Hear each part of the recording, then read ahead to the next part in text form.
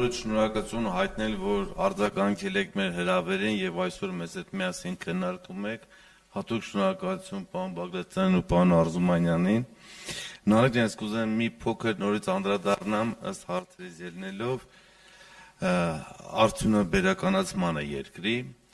Մենք այսօր գտնվում ենք մի իրավիճակում, որ մշակող արդյունաբերությունը համախառը ներքին արդյունքի մեջ իր մասնաբաժինը 18 թվականի համեմատ իջել է գրեթե 9%-ով եւ այսօր եթե մենք վերցնենք որ եւ գնահատական տանք որ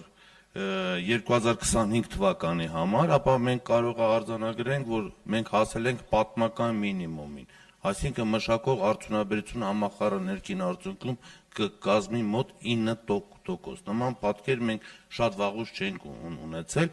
հաշվի առնելով այն հանգամանքը, որ եվրոպական երկրների միջին մասնաբաժինը մշակող արդյունաբերության համախառը ներքին արդյունքի մեջ կազմում է 24%։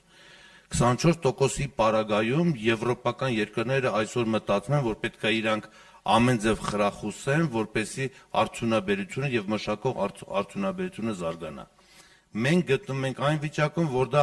ամենաանհրաժեշտ քայլն է։ Առանց դրա մենք չենք կարող, որտեղ դրան զուգահեռ գալիս է արտահանման ծավալների անկումը։ 24 թվականի 21 թվականի համեմատ, եթե մենք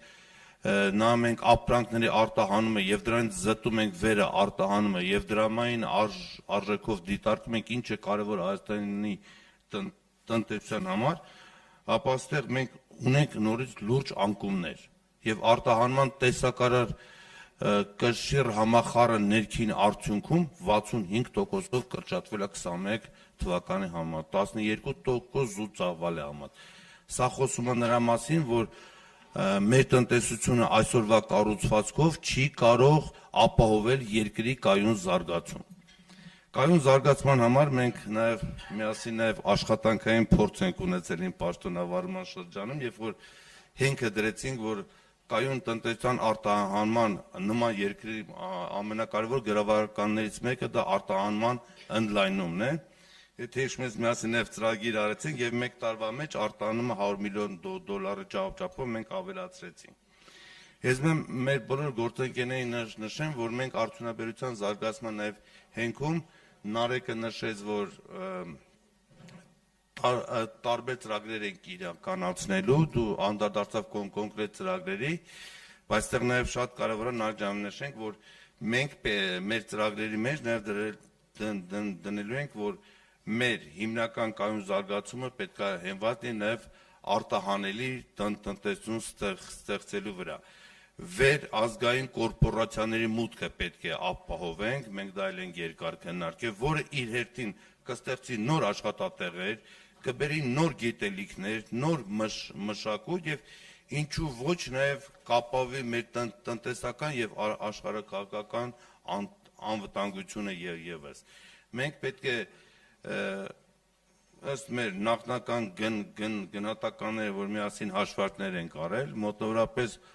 150-ից 200 միլիարդ դրամ տարեկան մենք հնարավորություն կունենանք համաներդրումներ անել, ինչպես պարոն Բագրատյանն ասեց, դա կարա լինի սուվերեն ներդրումային ֆոնդի միջոցով կամ այլ եղանակով, բայց դրա միջոցով որ մենք պետք է այդ ներդրումներն իրականացնելու միջոցով տարեկան առնվազն 500-ից 600 միլիարդի ներդրումներ ուղղակի ներդրումներ բերենք մեր տնտեսության մեջ։ Արդյունքում մենք պետք է առնվազն 5 տարվա մեջ մշակող արդյունաբերության կշիռը կրկնապատկենք, գրեթե բերենք հասնենք առնվազն 18-20%-ի, արտահանումը համախառը ներքին արդյունքում պետք է այսօրվա 13%, եթե չեմ սխալվում, փոխարեն առնվազն հասնենք 40%-ի եւ դրանով մենք կապահովենք այն խոստումը, որ տալիս է Սամվել Կարապետյանը, որ մենք 5 տարվա մեջ կստեղծենք առնվազն 300